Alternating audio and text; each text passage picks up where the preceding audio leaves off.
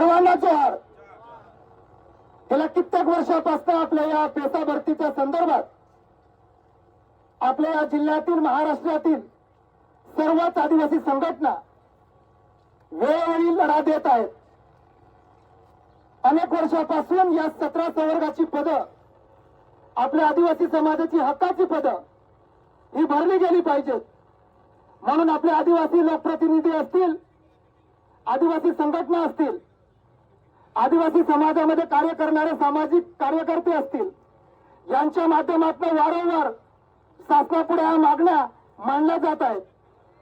मागील काही अधिवेशनामध्ये आपल्या या भागाचे आमदार आदरणीय सुनील भुसारे साहेब, विनोद निकोले साहेब, राजेश पाटील साहेब, नाशिक या भागातले आमदार या सगळ्यांनी विधिमंडळामध्ये या मागणी संदर्भात जोरदार आवाज उठवला होता.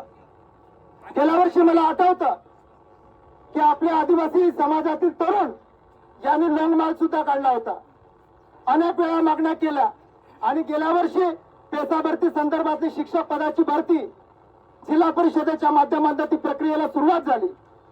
आपल्याला आठवत असेल की ऐन दिवाळीच्या वेळेस ही शिक्षक भरतीची प्रक्रिया जवळपास पूर्ण झाली होती.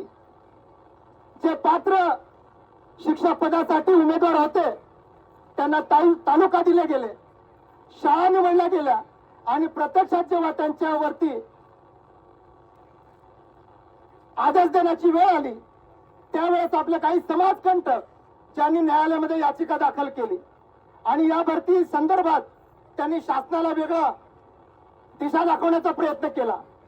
आणि या शासनानं पालघर जिल्हा परिषदेला खास करून जे 13 आदिवासी बहुल जिल्हे आहेत या सगळ्या जिल्ह्यांना ती पदभरती थांबवण्याचे आदेश दिले.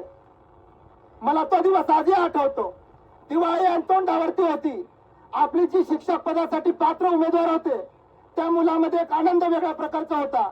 आम्ही शिकलो, सवरलो, अत्यंत गरीब परिस्थितीमध्ये शिकलो. आमच्या आई वडिलांनी आम्हाला शिकवलं, आम्ही शिकलो, त्या पदासाठी लायक झालो, त्या पदासाठी डिग्री घेतली. आमच्या हातामध्ये आता ऑर्डर मिळणार आहे. 2 दिवसांनी दिवाळी आहे. आमची दिवाळी आमच्या कुटुंबासोबत आम्ही आनंदाने साजरी करणार आहोत. परंतु या शासनाने आम्हाला आमची दिवाळी सुद्धा गेल्या वर्षी सुखामध्ये आनंदामध्ये होऊ दिली नाही. जेव्हा तो आदेश जेव्हा आला की ही भरती प्रक्रिया स्थगित करावी त्यावेळेस माझा आदिवासी बांधव अक्षरशः रडला. आणि तो दिवस आपण सगळ्यांनी विसरता कामा नये. या सरकारला, या सरकारमध्ये बसलेल्यांना आपल्यातून आपल्या आदिवासींच्या दुःखांना काही स्वयंसूतक नाही. आणि तो दिवस, तो आजचा दिवस आपण सातत्याने आंदोलन करत आहोत मित्रांनो. आणि याचं दुःख या सरकारमध्ये बसलेल्यांना जराही जाण नाही. त्या सरकार आदिवासी समाजाच्या विरोधात आहे, आदिवासींचं आरक्षण नष्ट करण्याच्या बाजूने आहे, त्या सरकारच्या विरोधात आपण सगळे बसलेलो आहोत. आम्ही दुसरं काही मागत नाही. आम्हाला आमचा हक्क जो दिलेला आहे, आम्हाला जो हक्क संविधानाने दिलेला आहे, आम्हाला हक्क जो या घटनेने दिलेला आहे, आम्हाला हक्क जो कायद्याने दिलेला आहे, तो हक्क आम्हाला मिळायला हवा. आमचे जे बांधव नाशिकला 1 ऑगस्ट पासून उपोषणाला बसलेले आहेत, आपण बरेच जण तिथे जाऊन त्यांना पाठिंबा दिलेला आणि म्हणूनच आज आपण इथं सगळेजण आहोत. आज कंत्राटी भरती प्रक्रिया पालघर जिल्हा परिषदेमध्ये सुरू आहे. आज आपले आदिवासी बांधव तिथं जात आहेत. परंतु त्याच्यावरती पर जिल्ह्यातले सुद्धा इतरही काही घटक येत आहेत आणि हा विरोध आमचा आहे. दुसऱ्यांना काय द्यायचं ते द्या, परंतु आमच्या हक्काचं आम्ही कोणाला इंच भरी देणार नाही, कण भरी देणार नाही, हा विश्वास आज आमच्यामध्ये आहे. आमचे आदिवासी तरुण आज जागृत आहे, शिक्षित आहे. परंतु आज या मोर्चाच्या निमित्तानं, या रास्ता रोकाच्या निमित्तानं मी संबंध इथं जमलेल्या सर्व आदिवासी बांधवांना आवाहन करतोय, ज्या भरती प्रक्रिया जोपर्यंत होत नाही तोपर्यंत आपण सकार आंदोलन पुकारलं पाहिजे. गांधीजींच्या मार्गाने आपण चाललं पाहिजे. मी तर आवाहन करेन, ज्या जिल्हा परिषदेच्या शाळा आहेत, ज्या बाकीच्या शाळा आहेत, त्यांची अवस्था काय आहे. 2 शिक्षक 7वी पर्यंतचा वर्ग, 3 शिक्षक 8वी पर्यंतचा वर्ग. माझं तर पालकांना आवाहन आहे, जोपर्यंत ही भरती प्रक्रिया होत नाही तोपर्यंत आपल्या मुलांना त्या शाळांमध्ये पाठवू नका. असंही आपल्या मुलांना, 8वीच्या मुलांना नीट वाचता येत नाही, त्याला इंग्लिश मध्ये वाचता येत नाही, त्याला स्पेलिंग येत नाही, त्याला गणित येत नाही. आणि असा विद्यार्थी 10वी नंतर हा पुढारलेल्या समाजासोबत आपला विद्यार्थी स्पर्धा करूच शकत नाही, तो टिकूच शकत नाही. कारण की शासनाने नियोजनबद्ध केलेला आपल्या विद्यार्थ्याला, आपल्या समाजाला मागे खेचण्याचं एक षडयंत्र आहे.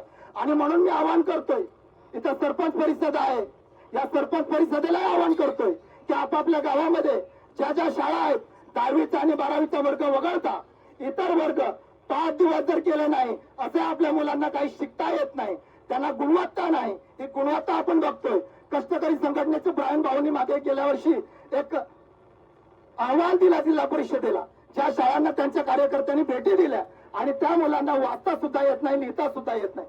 काय येत नाही की तिथं शिक्षकच नाही.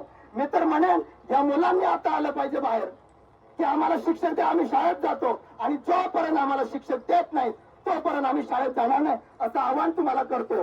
आणि पुन्हा एकदा हे जोपर्यंत आपल्याला न्याय मिळणार नाही तोपर्यंत आपण असेच लढत राहू एवढं आवाहन करतोय. परत एकदा घोषणा द्यायच्या, ओल गुलाम, ओल गुलाम, बिरसा मुंडा करत